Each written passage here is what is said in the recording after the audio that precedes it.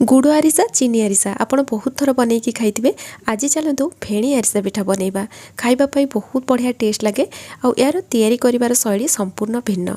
बहुत दिन जाए स्टोर करके रखिपारे। आउटी आप पिठा देखिए जापे तार साउंड रू ये कौ टाइप रही जिते पिठा को खाइबे बिस्किट कुकीज खाइला टाइप लगे।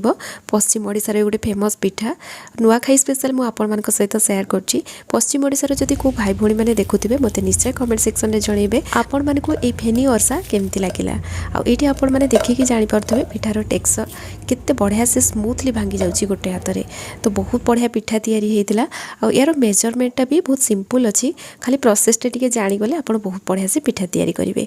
तो चलतु स्टार्ट करबा आज रेसिपी। पिठा तैयारी करने मुझे पिठा करवा अरुआ चाउल को राति सारा बतुरे नहीं। और यहाँ बहुत बढ़िया से बतुरी जाइए। एबे आमे कौन करबा या भल भाव में धोई नबा आ गोटे स्ट्रेनर छाणिकी रखिनबा। एमती जदि स्ट्रेनर आमे छाणिकी रखिदबा चाउल रे जिते पानी थिबो ना एक्स्ट्रा पानी सब बाहरी जिवो। तो ये मु 2-3 मिनिट पाखापाखि एमती स्ट्रेनर छाणिकी रखी देइथिली।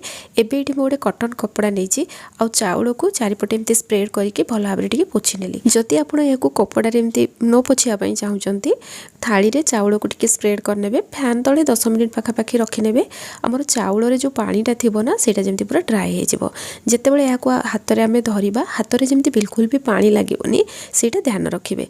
तो ये देखंतु चाउल को मु भल भाव में पोछि नेइथिली आ हाथ में बिल्कुल भी पानी लागुनी। बस यही टाइप जितेबेले हो जिवो आपण जानिबे आमर चाउल रेडी हो जाइए चूना पाई। तो एबे आमे गोटे ग्राइंडर जार रे चाउल को ऐड करबा या ग्राइंडिंग करके नहीं आसीबा।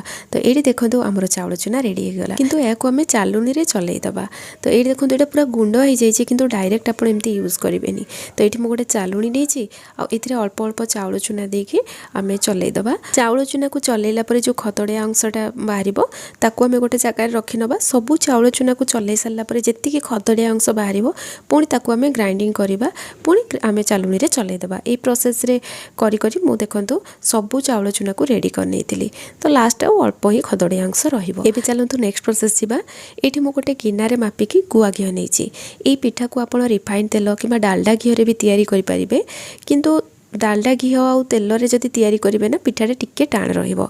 एमती जदि गुआ घिओ यूज करिवे ताले पिठाटा एकदम नरम माने जेमती मु प्रथम रु आपन को देखैली बिस्किट की कुकीज टाइप रो हबो।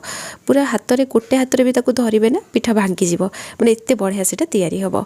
तो एठी देखंतु आमे गुआ घिओ नबा आ ए बळिया गोटे गिना ग्लास कप टे सेट करनेबे सेथिरे सब जिंस आपन मापी कि नेबे हेले पिठा एकदम परफेक्ट तैयारी हबो।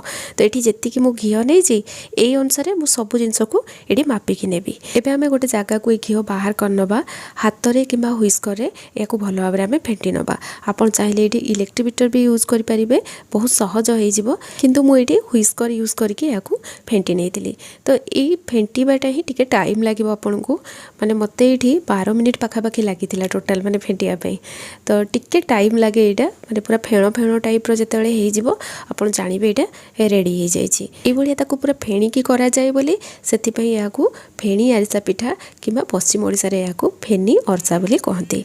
तो ये देखंतु किछि समय ताकू भल भाव एमती फेंटी देला परे घिओटा पूरा हल्का हो जिवो जेमती फेणो फेणो टाइप रो बाहरे ना सेई टाइप रो हो जिवो। तो देखंतु पूरा स्मूथ पेस्ट हमर एठी रेडी हो गला।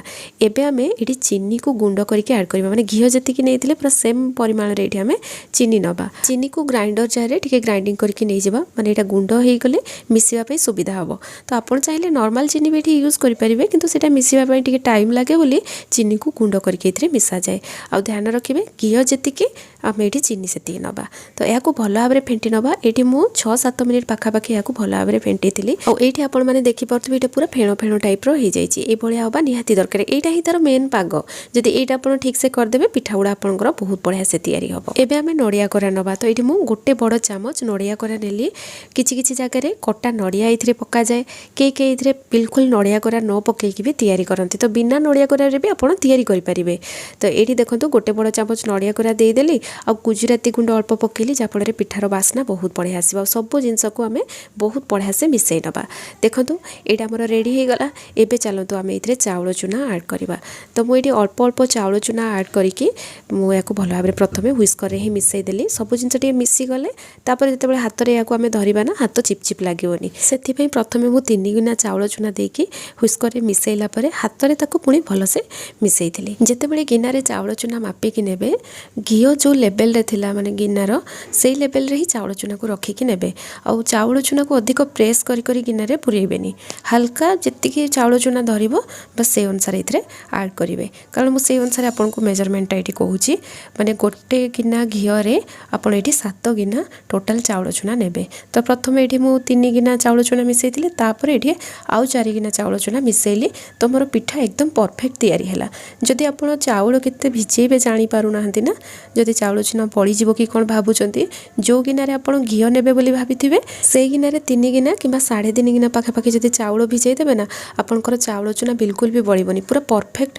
सेतिक रे ही हेइ जिवो एटी देखंतु चाउल चूना को भल भाबरे मिसेइ देछि आ एमते डो करबानी जस्ट आपन को देखेया पई मुठी तैयारी करछि जदि डो टाइप रो हाथ रे टिके प्रेस करके भी कर दोउचंती सेठु जते बेले आपन ई चूनाटा बाहर करिवे खंड खंड होई कि बाहरिबो हेले जानिबे आपन पिठा पई ई पागोटा पूरा परफेक्ट अछि तो आपन माने भाबुतबे एमती जदि खंड खंड होई कि बाहरी जिवो आ एटा पूरा चूना टाइप रो एमती देखा होउछि ना आपन भाबुतबे पिठा केमती तैयारी करिवे बोली किंतु हाथ रे एमती प्रेस करी करी जते बेले तैयारी करिवे ना पिठा पूरा परफेक्ट तैयारी हबो आ ए पिठा बड़ बड़ साइज रे तैयारी हुएनी एमती छोट छोट ही तैयारी हुए दुई हाथ पापुली रे हमें चाउल चूना टिके नेकी रखिबा आ दुई हाथ पापुली रे ताको भल्लो से पूरा प्रेस करी करी बुले बुले पिठाटा को तैयारी कर दबा तो बिल्कुल भी खंड खंड हबनी पूरा परफेक्ट शेप पळे आसीबो क्रैक भी रहिबनी एथरे टिके प्रेस करिया पई पड़िबो तो देखंतु एई उपाय रे मु सब पिठा गुडा को तैयारी करनेली आ आपण माने एठी देखि जानि पड़थबे पिठा रे बिल्कुल भी क्रैक नै पूरा स्मूथ हे एटा तैयारी हेछि आ पिठार साइज देखंतु एटा केतिकी मोटा रहिछि मु पूरा पाखरु देखैछि देखिनियंतु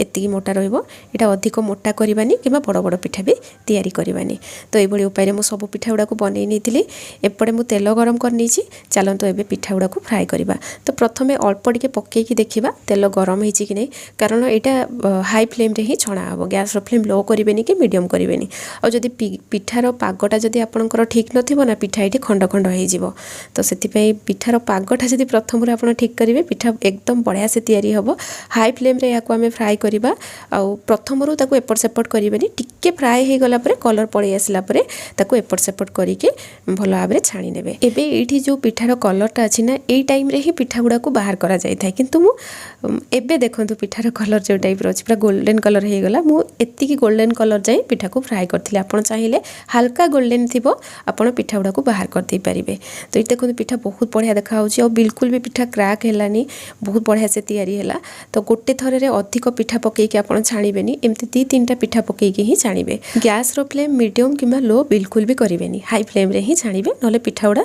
खंड खंड होई जिवो पिठा छाणी सारला परे एटा गरम गरम पूरा नरम थाए सेतिबे ताको कंप्लीटली ठंडा हबा पई देबे तापर एटा खाइबा पई रेडी हे जिवो एठी देखंतु पश्चिम ओडिसा रो फेनी रेडी हे गला ए पिठा तैयारी करिया पई सबुठु इंपोर्टेंट जिंस होउची चाउल चूना को आपण इंस्टेंट तैयारी करिवे जेमति हमें गुड़ आरिसा तैयारी करंती बस सेई टाइप रो ही मार्केट में मिलुथबा चाउल गुंड रे पिठा तैयारी हबनी आ चाउल चूना टिके अधिक क्वांटिटी रे तैयारी करथिबे बाय चांस चाउल चूना जदी कमी जाउची घी अधिक होई जाउची ताले पिठा फ्राई कला बळे ना पिठा गुडा को खोली जिवो जदी एक्स्ट्रा चाउल चूना थिबो आपण मिसेई की पिठाटा तैयारी करि परिबे आ चाउल चूना जदी अधिक होई जाउची ताले भी पिठा जतले फ्राई करिवे ना तेल रे एटा खोली जिवो तो सेति पय ध्यान रखिबे ना कमिबो ना अधिक होबो पूरा परफेक्ट मेजरमेंट मु जो टाइप रो आपन को एटी देखैछि ए टाइप रो करिवे ले एकदम परफेक्ट पिठा गोटे थर रे ही तैयारी हबो तो आज रो पिठा आपन मन को केमती लागिला मते निश्चय कमेंट सेक्शन रे जणाइबे जदि रेसिपी पसंद आस्तिबो वीडियो को लाइक करिया पय जमा भी भूलिबेनी पुणी आसीबे नुवा रेसिपी नै कि सेति पर्यंत रहूची धन्यवाद।